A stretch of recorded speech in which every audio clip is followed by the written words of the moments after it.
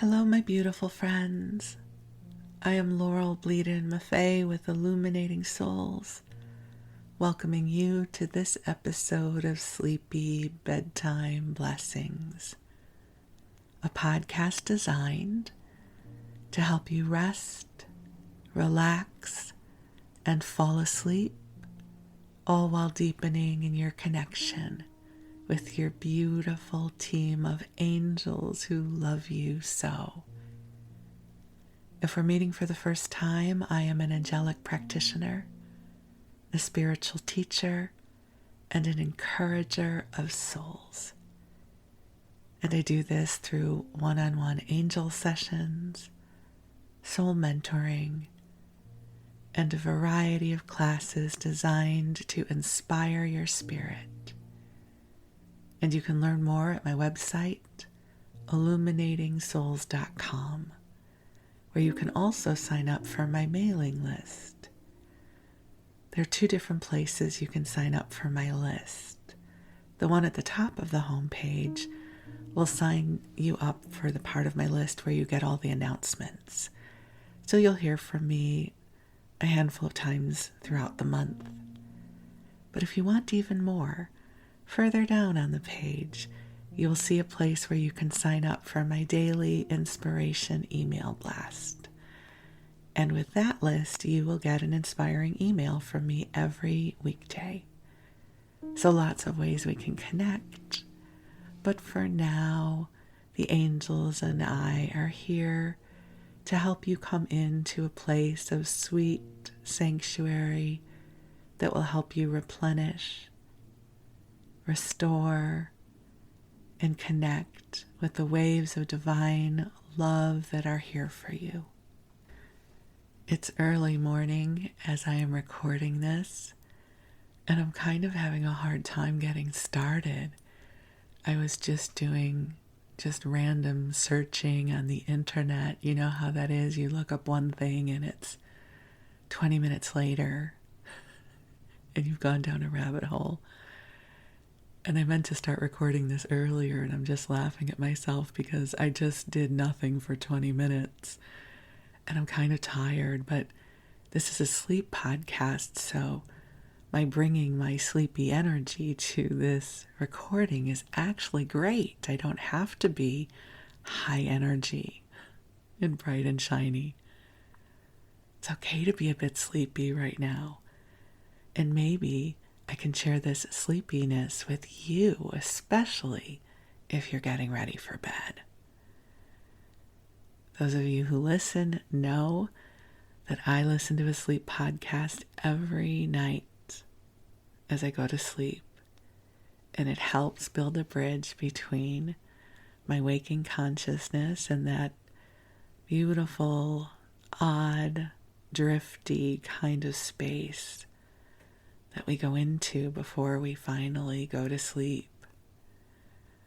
In the last few episodes, I shared with you that I had been listening to the Sleepy Bookshelf, and the host Elizabeth has been reading Heidi, which is a delightful book. I realize I've never read the book, which if you had asked me a few months ago if I'd ever read Heidi or seen the movie, I would have said yes, because it's so iconic. And after reading, I didn't really read. After listening to the book, I realized I had never read it.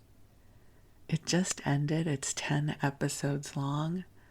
So if you're looking for something sweet to add to your repertoire of sleep podcasts, including this one, The Sleepy Bookshelf and Heidi was really, really good. And now I'm waiting to see what book she's going to read next. We should know in the next week or so. I hope it's something I really want to listen to, because sometimes she reads books that I don't care about. And that's how it is with podcasting, right? It's like some episodes might be your favorite, others you might not love as much, and it's all good. There's so much content out there. You can always find something that touches your heart. And I am grateful that you have found your way to this broadcast. touches my heart more than you will know that we get to share this time together. And I will ask, if you are enjoying the podcast, if you'll consider leaving a rating and a review on iTunes. That would be wonderful. Whenever I see a new review posted, my heart gets so happy, because at this point the podcast is small enough that the reviews that are left are good ones. I don't know how I would feel if I ever got a less than loving review, but right now our audience is small enough that I don't know that if anyone is not liking it, that they would take the time to leave a review. Please don't do that. I don't know why I even say that. Of course you wouldn't, but you know what I mean. There's this sense of vulnerability that comes, I think, anytime we share pieces of our lives and we just leave it out there to be found by whoever is meant to join us in our endeavors. And so here we are. So I invite you to get comfortable. And if you are preparing for bed or taking a nap, to cozy on up and snuggle on in. And your angels are going to bring you a lot of love. There's always love here for you, I promise. And I invite you to take some nice deep breaths in and out. I know you are breathing already, but there is something about the intentional breath, bringing our awareness to the breath, that allows us to become more present, to receive, and open to the love of the angels. So the angels are already here, but I love sharing the ritual with you of calling them in. So I will do that now. And beautiful angels on high, I invite you to join us here. I ask that you bring forward a beautiful sanctuary of light, of love, a soothing, calming energy to help each of our beloveds come into a deep place of rest. And angels, I ask that you help to clear our energy fields of anything that is not ours, helping to uplift us into brighter energies, helping us attune to our brighter tomorrows. And dear ones, just take some nice deep breaths in, and with your permission, the angels are infusing the space you are in with a beautiful, soft, pink light that is filled with love that has been calibrated just for you. There are so many things that I love about working with the angels and receiving these infusions of light. And one is that it always shifts and changes to meet us where we are. So even though I'm recording this, and right now it's in August of 2023, and you might be listening to this weeks, months, or years later, the energy you receive in this moment will be calibrated for where you are right now. You know, some days we need comforting, some days we need inspiration, some days we don't even know what we need, but the good thing is that the angels know. It's one of the things I love about this angelic connection is it always meets me where I am. I think sometimes there's this perception in spirituality that we have to somehow raise our energy in order to receive. And that can feel like a catch-22, especially if you're not feeling that you have the inner resources to raise your own energy. Don't worry about it. The angels will meet you where you are. They'll meet you where you are right now. You don't have to worry about doing the heavy lifting. That's what they're here to help you with. So don't feel that if you're having a rough time, that the angels aren't with you or can't help you. You know, I tend to be a pretty hopeful, optimistic person, but even I have my times when that feels elusive. And in those moments, the angels hold that faith, that hope, that vision of brighter tomorrows for us. There's a lot transpiring in our lives and in the world right now. And I think many of us are experiencing life fatigue. You know, it's like we've been holding the light for a long time. We've been moving forward, doing our best, eating our energetic Wheaties. Do you guys remember that? Those commercials about eating our Wheaties, right? Energetic Wheaties. And we're waiting for the easy breezy times. And I don't know when those show up. I think we can have easy breezy moments for sure. And I have learned to really savor those moments when something lovely happens. My husband and I have been harvesting our tomato crop.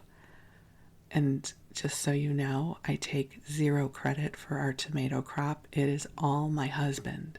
Wes goes out there every day, sometimes twice a day, to nurture his babies, as he calls them. We have raised bed planters in our yard, and we must have planted, again, the royal we, I did nothing. Wes must have planted 12 different tomato plants, different varieties. I did help purchase the plants, but that's where my participation ended. And they have grown really tall, and they've blended into each other. And we have lots of different kinds of tomatoes, and so we are in the overflow of tomatoes, which is so joyful. And that's what I mean about finding those moments of brightness. And so we've been picking our tomatoes, and we've been giving them to our neighbors, shopkeepers. I gave some to the FedEx delivery driver. It's such a joy to say, would you like some tomatoes from our garden? And people say yes, and we get to share our abundance and our overflow and our joy and our love with them. And it's bringing us both a lot of joy to be able to do that. So even when things feel heavy, let the angels help you find moments of sweetness, of lightness, of spirit, of connection. And I affirm that you get to receive these. You don't have to be the generator of them. So maybe somebody will offer you some beautiful homegrown tomatoes or something else that will be delightful for you. And just in case you are wondering, we still have tomatoes. They're still going strong. And I find it to be an amazing lesson in the design of abundance. Tomato seeds are tiny, tiny little things. But that one seed has the potential to grow into a tomato plant that produces hundreds of tomatoes. Now, I just think that's wondrous. Wondrous. I know it's commonplace. I know it happens all the time. But to actually participate in the cycle of growing these plants. It is a joy, and it feels like a miracle. I know miracles are often thought of as unexplainable phenomenon, but if you could see our backyard right now, you would say, I can see how that would feel like a miracle. So here's to the most ordinary of miracles that are around us all the time. It's simply about shifting our perception so that we can see them. We also have a blackberry bush that keeps producing blackberries. And I can just walk by and pick a few and eat them, and they're delicious. I don't have to go to the supermarket and buy them packed in plastic. They're right there in my yard, our yard. And again, because Wes has been tending to our blackberry bush. So here's to everyday, ordinary miracles and moments of delight and sweetness and joy. So take a nice deep breath in and breathe this into your heart. And I am sending you some virtual astral tomatoes for you to enjoy from our garden. And so you go ahead and drift off when you are ready. And while you rest, the angels will be with you.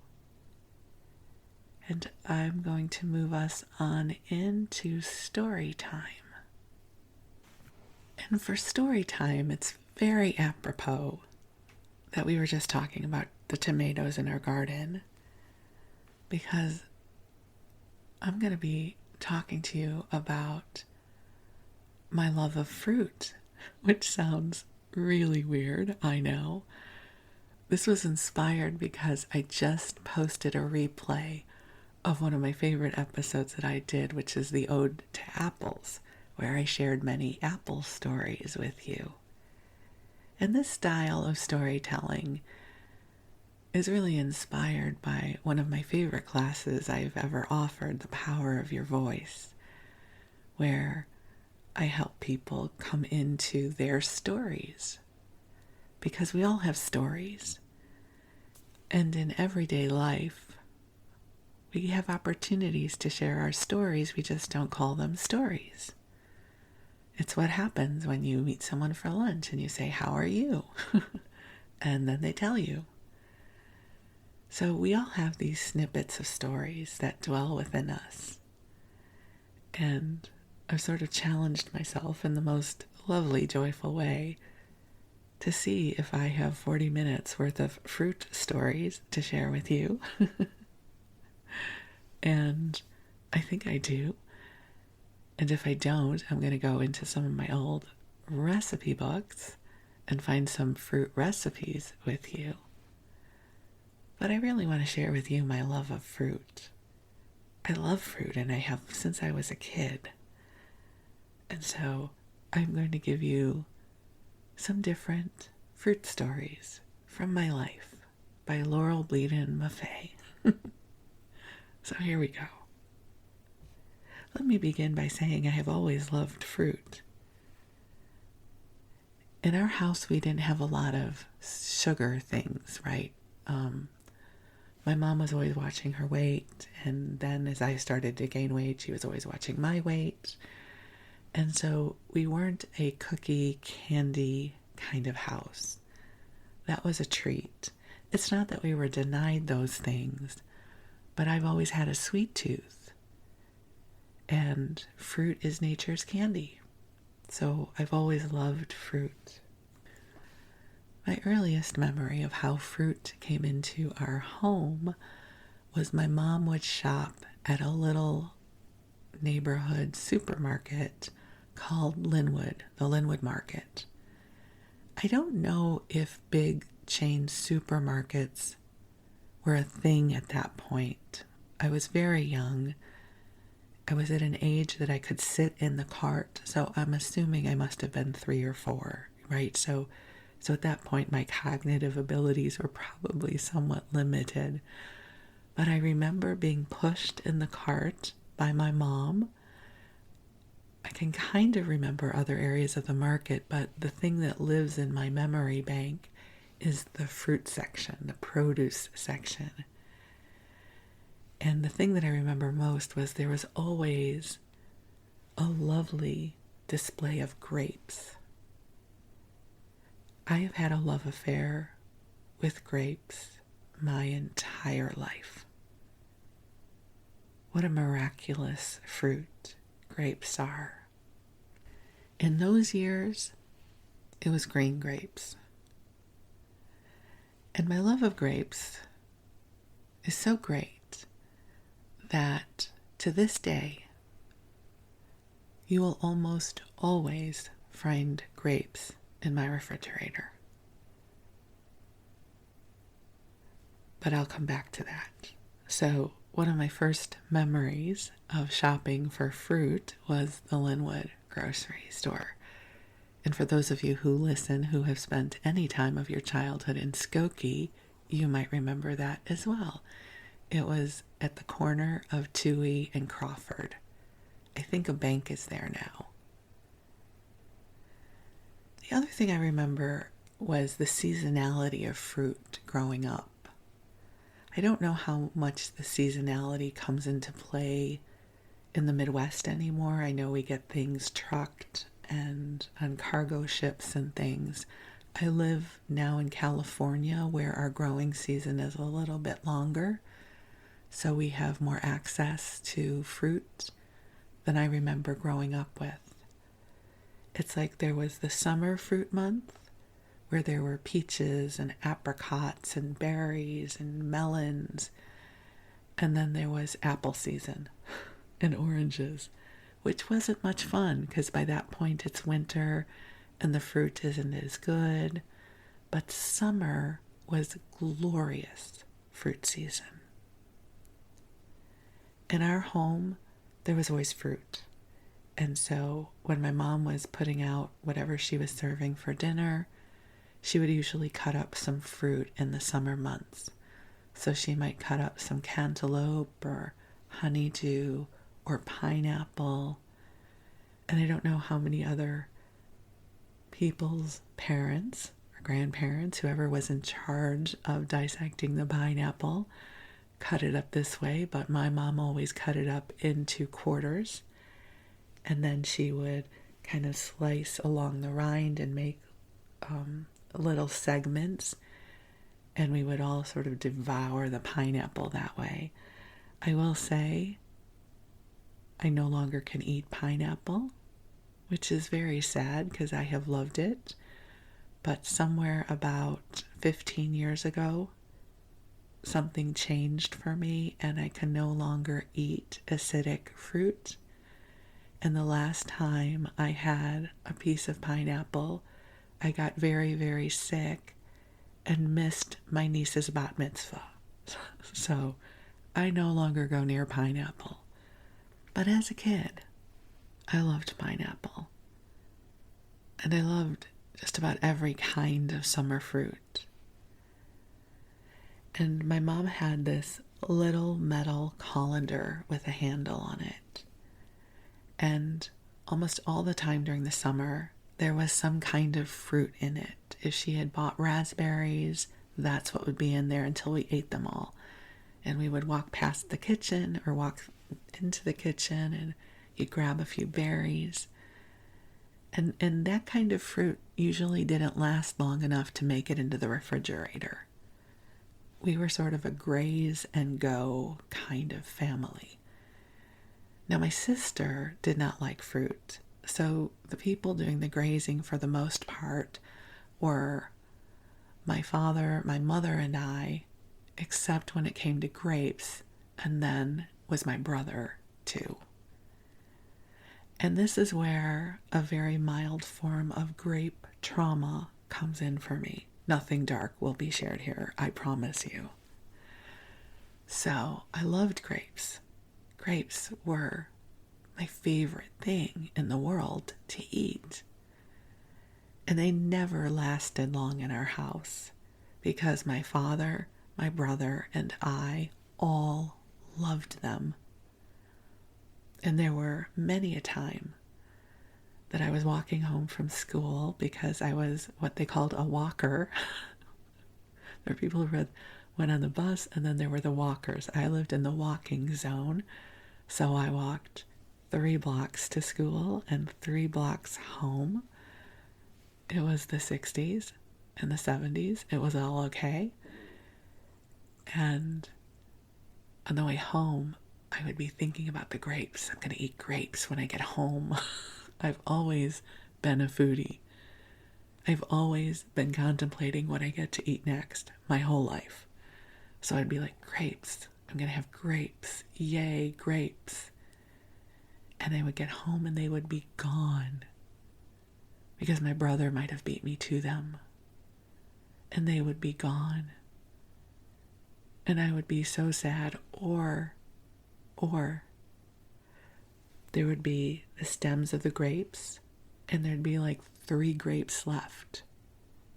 You know, like especially as a kid, when you mess with each other and someone says, don't eat all the grapes.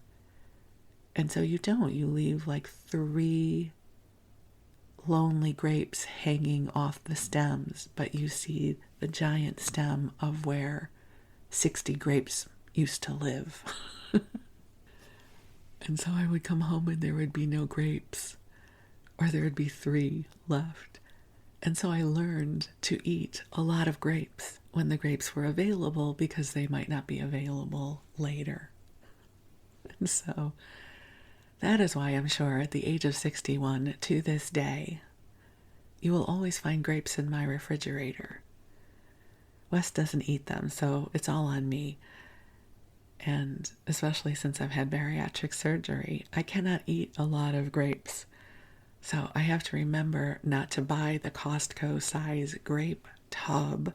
So just because my early childhood lack experience when it comes to grapes, it does not translate to adult Laurel needing 5 pounds of grapes that I will eat on my own. So I've had to learn how to thread the needle of my grape desire. And I also now am profoundly selective about the grapes that I purchase. I used to eat any kind of grape.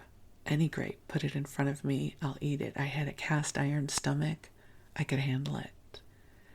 Now, the grapes have to have a very high sugar content. So I'll share with you some of my favorite varieties of grapes because as a kid, I thought there were just green grapes and red grapes, and then grape juice. But there are many, many, many varieties of grapes. And especially living near Napa, wine grapes, there's all kinds of grapes. So let me share with you, not that I expect you to be profoundly interested in this, but it's a sleep podcast, and I hope you're drifting off. Some of my favorite grape varieties, especially one that if you are listening to this, and it is late August of 2023 or early September, you are in luck because there's an amazing grape variety that is available right now. They are called Kyoho grapes. Kyoho, Kyoho grapes. My understanding is they're a Japanese variety, and they taste like purple grape juice. They do have seeds, so if you are grape seed phobic, this might not be for you. They're huge.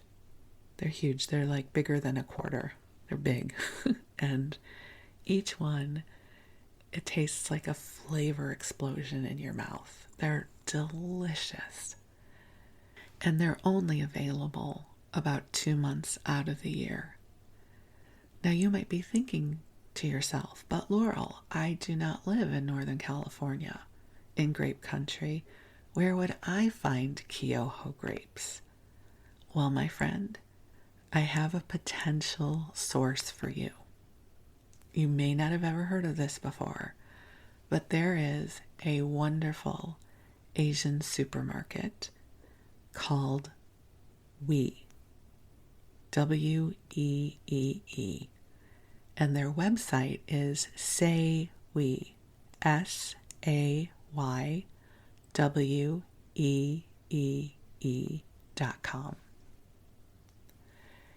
And they deliver to many major metropolitan areas in the U.S. If you're outside of the U.S., I do not have a shopping tip for you. But if you're inside the U.S. and you're near one of the major metropolitan areas, they seem to have a very wide delivery radius. They must have local warehouses somewhere, because I just was able to discover for a friend who lives in Michigan that Kyoho grapes are available for her through SayWee. So I will put the link in the show notes for SayWee, especially if you're getting sleepy. And just so you know, it will be an affiliate link. Not that I'm trying to get you to buy stuff so I get stuff, but why not? If you are going to go to SayWee for Kyoho grapes, we'll both get $10 off our next order. And if you don't want to use that link, Google. It is our friend. So Kyoho grapes are amazing. They're really a delicacy. And there's a bunch of different varieties of Kyoho grapes. All of them are good. I have some in my refrigerator right now that I bought at the Asian supermarket. I didn't have to go through SayWee. I'm fortunate to live where there are some wonderful Asian supermarkets. Or I can go to Berkeley Bowl, which I'm going to talk about in a minute. So, back to childhood memories. Grapes were my thing. Melons cut up. Awesome. And apples, I did a whole apple episode, so I'm not going to spend much time on them, other than to say I hate a mealy, mushy apple.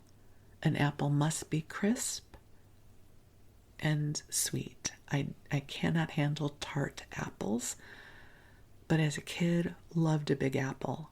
Had to be as big as my head, big as possible. We also had a sour cherry tree in our yard. I don't know at this point how I ever ate those things, but as a kid, we would wait all spring for the cherries to turn the perfect shade of pinkish red. They were tiny. I don't know if you've ever had sour cherries. They're very different than the Bing variety of cherries that we're used to now, which are very large. Sour cherries are very small, and they turn like this bright red, where Bing cherries are more of a magenta. The sour cherries that grew on the tree in our yard were a bright red. And we would wait for them to be ripe, and we would have to compete with the birds for them because the birds loved them. But at some point, they would be ripe. And my brother and I and our friends in the neighborhood, we would feast on these cherries. My sister didn't like them. My sister was a picky eater as a child. But the rest of us went to town. And at some point we would pick them and bring them to my mom, and then she would make cherry pie. Now, of course, as a kid, I did not understand that that must have been a tremendous amount of work for her, because she needed to pitch all of these very tiny cherries. At least if you're pitting Bing cherries, you're getting a lot of fruit. The sour cherries, very little reward for the pitting effort. So God bless my mom. Now as an adult, I realize how much effort it must have taken her to transform our bowls of cherries that we so proudly picked, quote, for her, to turn them into pie for us. So thank you, Mom. I can't even imagine how much work that must have been for you. But she did it and she never complained, at least not to us. So for me, summer was always started off with cherries because they came into season earlier. And then the beautiful melons would show up. And I grew up in the era before seedless watermelon was a thing. So in childhood, you either needed to know how to spit out seeds or you just ate them anyways. But watermelon was delicious. Like, fruit was really delicious as a child. And I think in some ways it's because the varieties hadn't been bred yet to withstand a lot of shipping. You know, the kinds of fruit that is and produce that are available in our supermarkets so often these days are different varieties that are more long-lived and that handle shipping better. You know, a lot of the varieties of peaches or nectarines, they're not going to hold up if they have to be shipped somewhere. Which brings me to some of my favorite fruit experiences. And I want to wax poetic for you about one of my favorite places to go, which is Berkeley Bowl. When I first moved to the area, one of my neighbors said, "Have you ever been to Berkeley Bowl?" And I said, "No, what is it?" And he said, "Oh, I have to take you." So Berkeley Bowl is a supermarket that specializes in produce. They have lots of other things as well. So they carry packaged goods, right? They have a butcher department. They have a hot bar. They have amazing stuff. But the thing that they're really known for is their produce. So their organic produce section is probably larger and has more variety than your normal supermarket conventional produce. And then they have their conventional produce section, but also much of it is locally grown and just can't be certified as organic. But when a fruit is in season, they have so many varieties of that kind of fruit. So when apples are in season, or even most of the times during the year, because now they ship apples from New Zealand. I mean, we're getting apples from all the way around the world. They have many, many varieties. So this time of year is the best time in the world to go to Berkeley Bowl because it's summer fruit season. So for pluots, they might have 10 different varieties of pluots, many different varieties of apricots and melon. And this is where I want to share with you about another one of my very favorite varieties of fruit.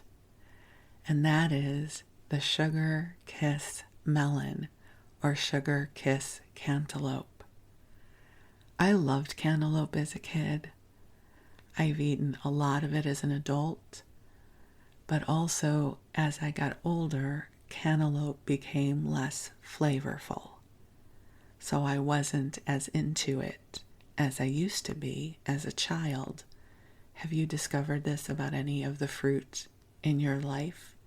That it seems to be less flavorful than it once was? So at some point at Berkeley Bowl, I saw the sugar kiss, and they always have little handwritten signs that say things like super sweet, so you sort of know what you're getting into. And I bought one. And it tasted like cantaloupe from my childhood. It was super sweet and juicy and delicious. And I was like, what is this magic?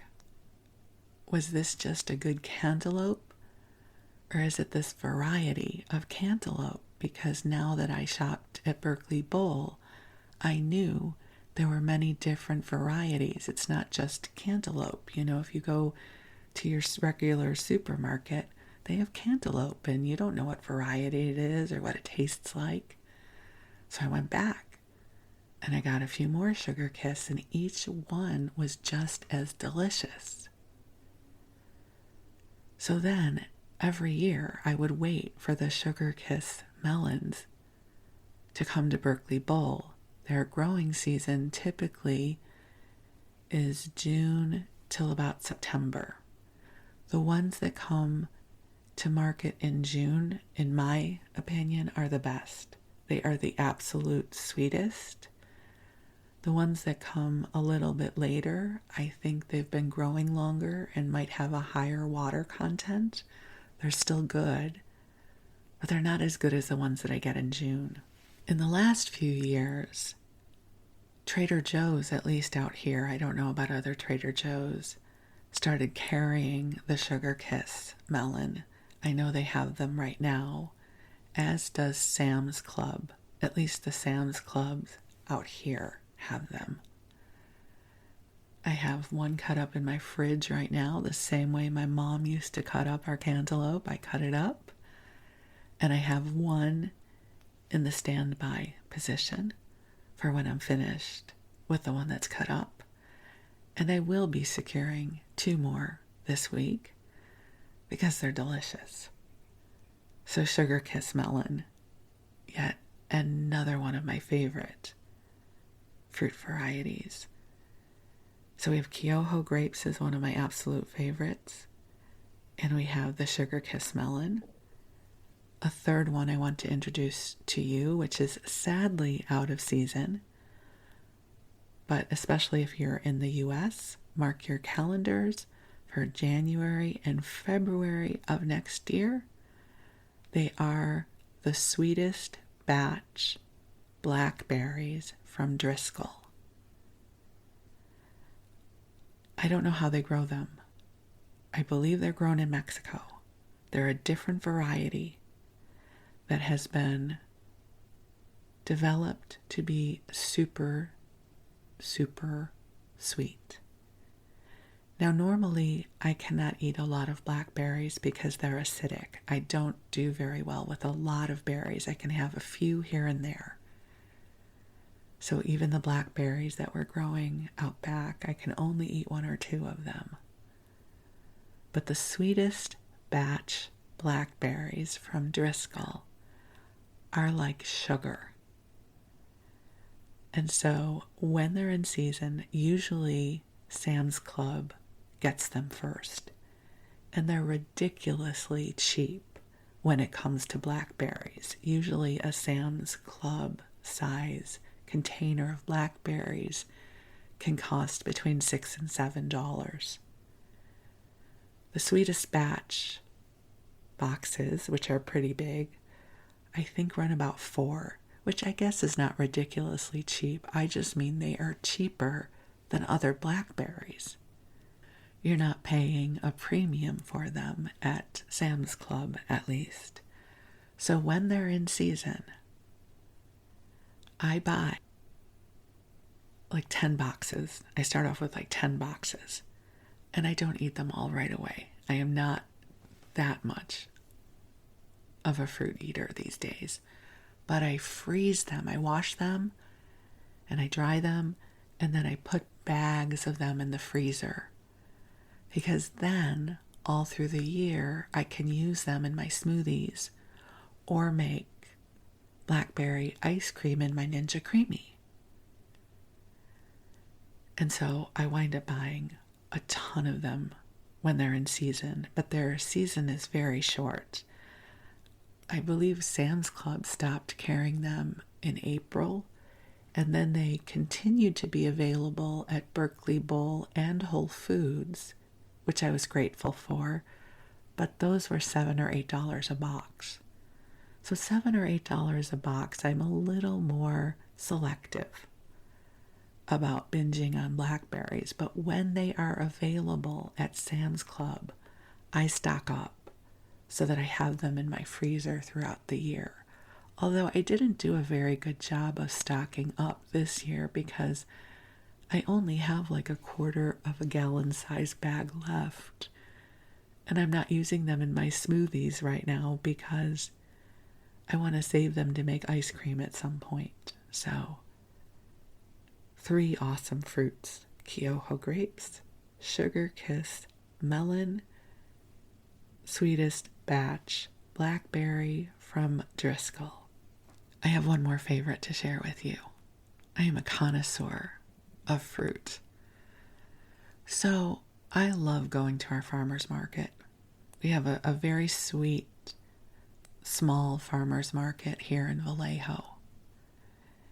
And somewhere around late June or early July, the nectarines are ripe. I thought a nectarine is a nectarine. Again, what did I know? I would just eat them. And for many years, I thought I did not like yellow nectarines because they were too acidic. Again, I can't handle acidic fruit very well. And so I always would buy the white nectarines, which were delicious, and that was my go-to. And so last year, I'm trying to remember how this happened. Wes, every once in a while, likes yellow nectarines. He's not a big fruit eater.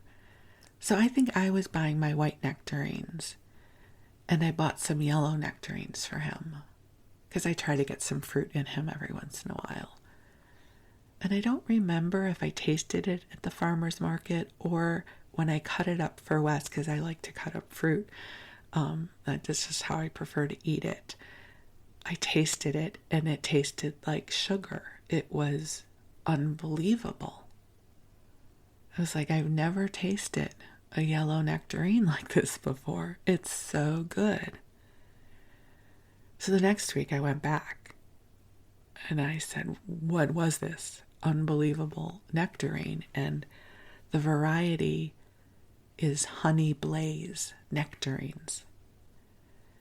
And they're a little bit on the crisper side, so they don't get soft right away. And I put so many of them in our fridge. I was like, I'm buying them. And I'm glad I did, because their growing season is very, very short. And within a few weeks, there were other yellow nectarines, but they weren't as good. They have mango nectarines now that sort of have a mango flavor. And so I've learned that there's a few weeks there where the window for yellow nectarines is on. And so this year I went to town. I sampled all the different vendors, and when I found the vendor who had the sweetest yellow nectarine, I bought a bunch of them. And sadly, I will say the growing season for my favorite varieties of yellow nectarines is now over. There are still good yellow nectarines at the farmer's market, but I'm very disappointed when I taste them because they are not as good as the sort of crispy, unbelievably sweet yellow nectarines that are available earlier in the summer. The other fruit that I will wax poetic about is watermelon. I love watermelon. LOVE, love it. Now here's the thing, Wes doesn't eat it, so it's just me. And before my surgery, I could eat a lot of it because it's mostly water, right? And so I would buy a Costco-sized full watermelon and really hope I could figure out how to pick a good one. I am not a good person to select the right watermelon.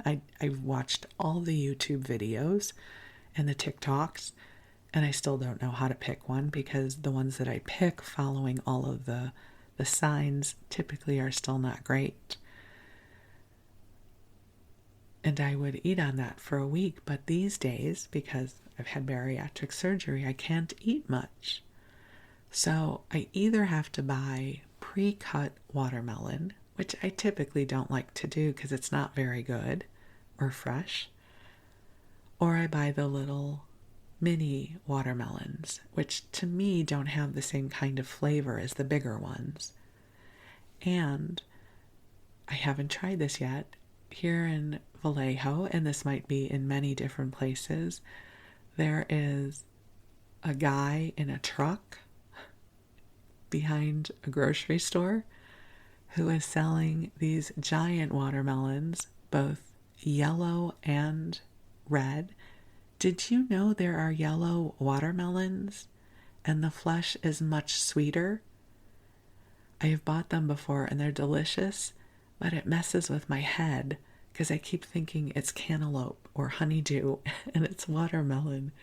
But the yellow watermelons are amazing, and I have really wanted to go and buy one of his watermelons, but they're enormous. There's no way I could ever eat that much. I would have to be giving watermelon to neighbors, and I guess I could do that. But I still do keep the occasional personal-sized watermelon in the house. I have one on the counter right now. And the thing about watermelon is, like, you never know what you're going to get, right? It's like it could be good. It could be really bad. Like a mealy watermelon to me is such a bitter disappointment. It's like, no, I'm so sad. So I don't know how good the small watermelon is that is sitting on my counter right now. I will perhaps report back to you another time. Not that I expect you to care, but I will be opening it soon.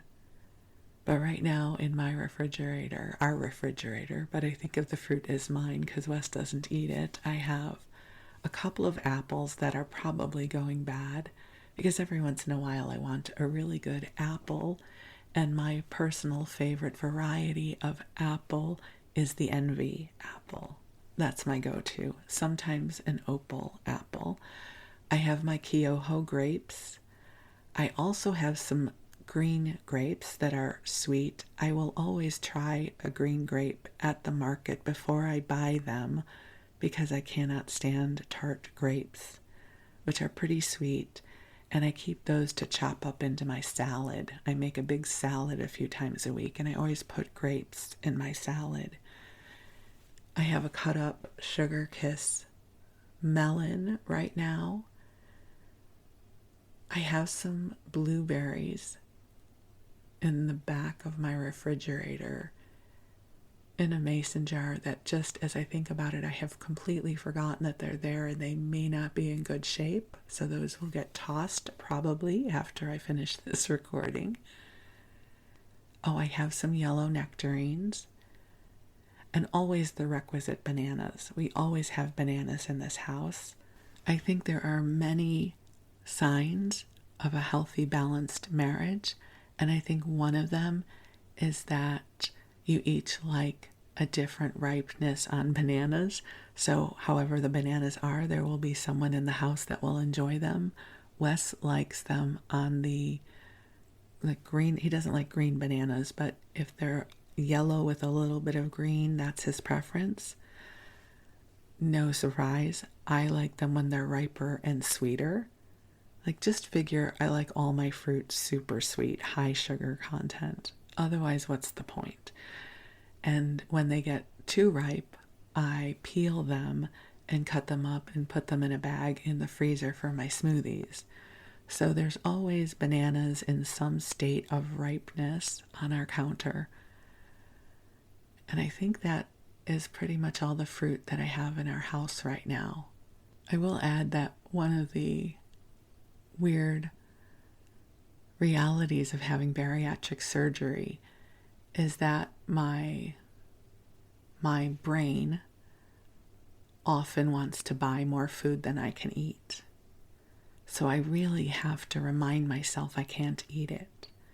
Before the surgery, I might have had pluots and other fruits added into my repertoire, but the reality is I might eat one serving of fruit a day in addition to whatever I put in my smoothie.